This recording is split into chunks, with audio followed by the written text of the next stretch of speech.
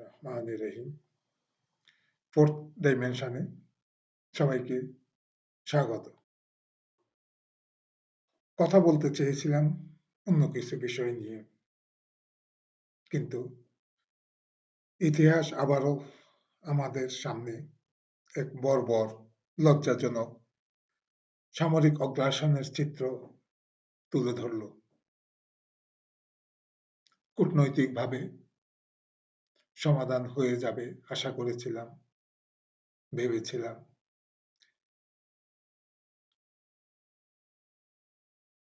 কিন্তু বাস্তবতা হলো না।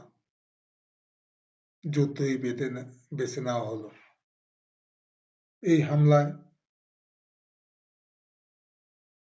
ইরানের কথা বলছিলাম।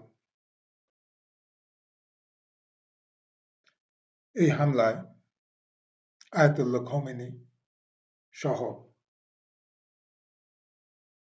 প্রায় ২০ জন ইন্তেকাল করেছেন। এর মধ্যে রয়েছে সরকারি উচ্চপদস্থ কর্মকর্তা, পারিবারিক সদস্যবৃন্দ। আমি শিয়া নই, সে আকীদায় বিশ্বাসও করি না, কিন্তু তার আগে আমরা মানুষ। মানুষ হিসাবে একটি সার্বভৌম দেশের সর্বোচ্চ নেতৃত্বের উপর এভাবে হামলা, এটি মানবিক, রাজনৈতিক, আন্তর্জাতিক আইনের দৃষ্টিতে গভীরভাবে উদ্বেগজনক। ট্রাম্পের কৌশল ছিল ক্ষিপ্র ও তীব্র আঘাত হেনে ইরানের রাজনৈতিক এস্টাবলিশমেন্টকে ভেঙে ফেলা। এরপর আভ্যন্তরীণ বিরোধীদের রাস্তায় নামিয়ে ক্ষমতার পরিবর্তন ঘটানো এবং নতুন নেতৃত্বের সাথে মার্কিনীদের টার্মস এন্ড কন্ডিশনে একটা সমঝোতা করা।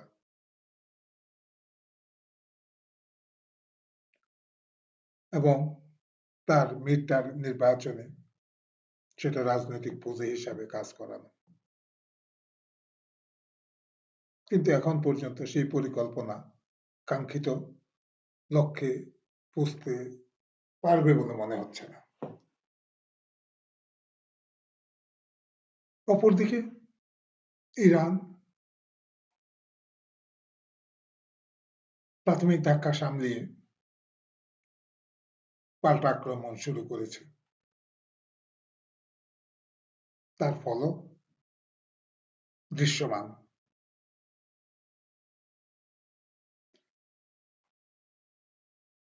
ইরানের শাহেদ ড্রোন স্বল্প খরচে নির্মিত, পুরাতন কি বলবো প্রযুক্তি, কিন্তু যুদ্ধের মাঠে এক ম্যাজিক্যাল রোল প্লে করছে।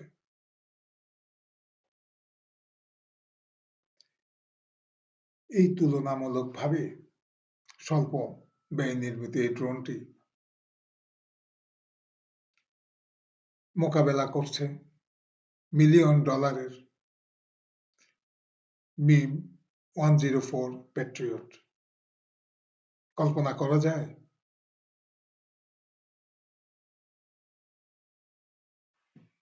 অর্থের ভারসাম্য,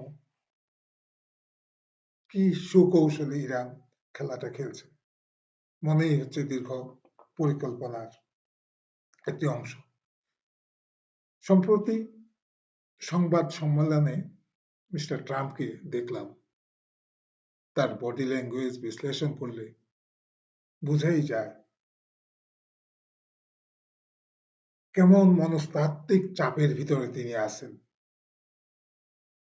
ইরানের জন্য এটা সুসংবাদ। তিনি ধারণা করেছিলেন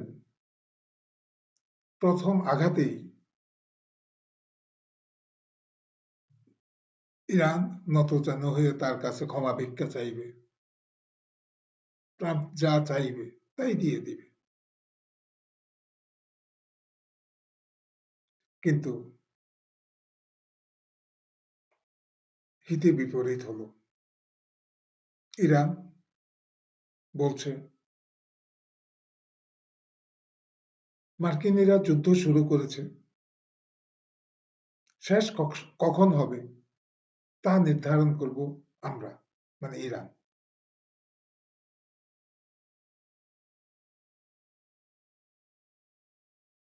ট্রাম্পের দীর্ঘ পরিকল্পনা ছিল না, দীর্ঘ বলতে দীর্ঘ যুদ্ধ পরিচালনার।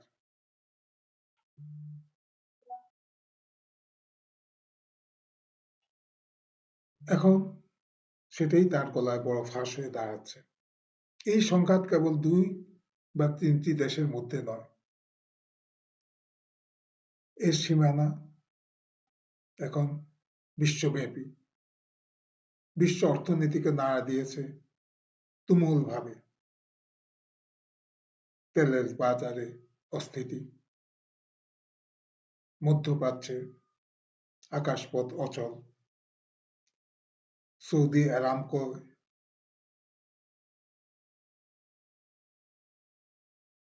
হামলার প্রেক্ষিতে সেখানে উৎপাদন বন্ধ, কাতারে এলএনজি গ্যাসের উৎপাদন সরবরাহ সবই বন্ধ, হরমুজ প্রণালী বন্ধ, তেলের সরবরাহ বন্ধ। সার্বিক পরিস্থিতি, এই পরিস্থিতি যদি দীর্ঘস্থায়ী হয়, এর প্রভাব ইউরোপ, এশিয়া সবখানেই পড়বে। এখন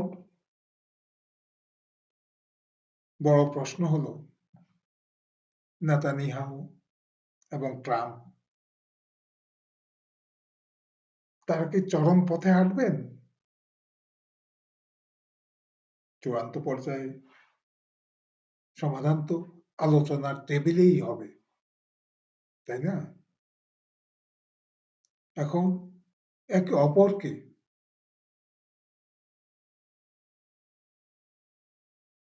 চাপে রেখে আলোচনায় বসতে চাইবে, এটাই স্বাভাবিক। ইরান চাইবে মার্কিনীদেরকে চাপে রাখতে, আর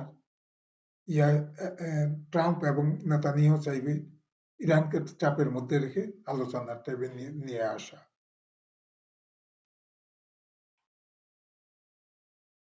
এই পর্যন্ত ইরান সফলতা দেখাচ্ছে,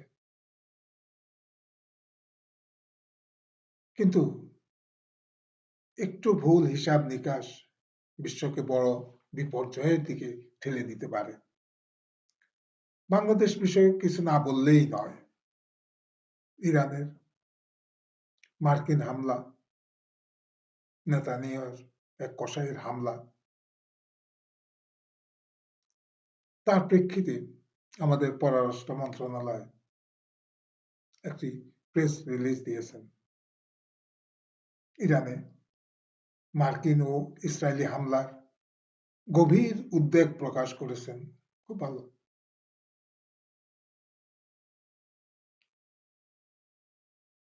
আর ইরান প্রতিবেশী দেশগুলিতে যে মার্কিন ঘাঁটি রয়েছে, যেখান থেকে ইরানের উপর হামলা হয়েছে,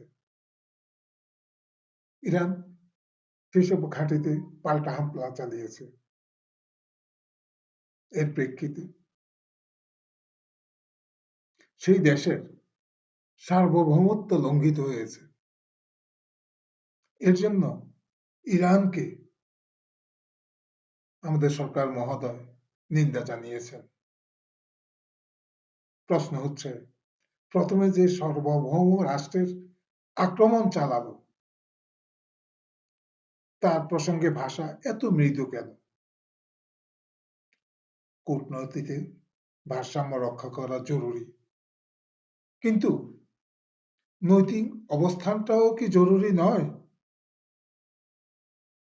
একটি দেশের সর্বোচ্চ নেতাকে হত্যা করা হলো, তাকে উদ্বেগ দিয়ে ব্যাখ্যা করা আর পাল্টা হামলাকে নিন্দা। এই ভাষাগত অসামঞ্জস্য নীতিগত প্রশ্ন তোলে। আমাদের কূটনীতিতে স্পষ্টতা, সামঞ্জস্য ও আত্মমর্যাদাবোধ থাকা প্রয়োজন।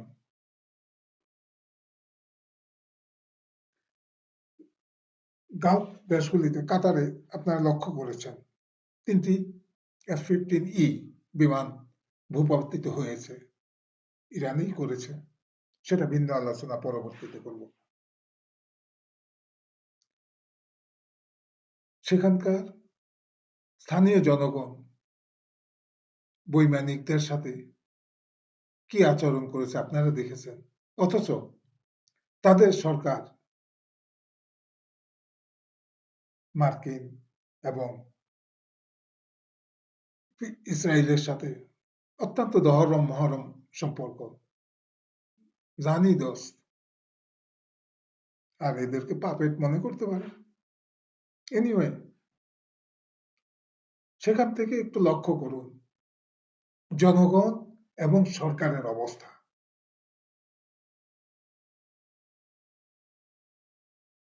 এই সরকার জনগণের ইচ্ছাকে ধারণ করা উচিত। সেটা না হলে লং রানে ফল ভালো হয় না। ইন গেম নিয়ে ইরান মার্কিন যুদ্ধের ইন গেম নিয়ে এই মুহূর্তে মন্তব্য করব না, শুধু প্রার্থনা করি ভয়ঙ্কর কোন বৈশ্বিক সংঘাতে যেন বিষয়টি রূপ না নেয়। আর আমাদের সরকারের প্রতি অনুরোধ, আন্তর্জাতিক সংকটে ভারসাম্যপূর্ণ নৈতিক দূরদর্শী অবস্থান নিন। আপনাদের ব্যর্থতার মূল্য বহন করার ক্ষমতা আমাদের নাই।